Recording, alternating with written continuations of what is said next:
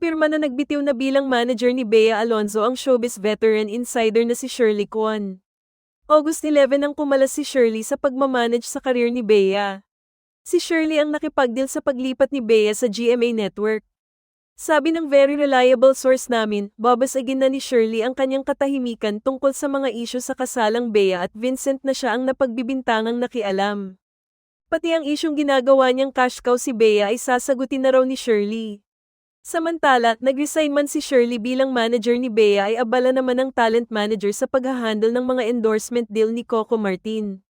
Ayon sa isang malapit kay Shirley, 15 years na niyang tinutulungan si Coco sa mga endorsement deal ng aktor.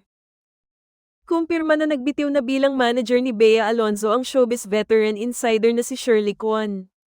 August 11 nang kumalas si Shirley sa pagmamanage sa karir ni Bea.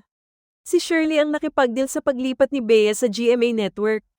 Sabi ng very reliable source namin, babasagin na ni Shirley ang kanyang katahimikan tungkol sa mga isyu sa kasalang Bea at Vincent na siya ang napagbibintangang nakialam.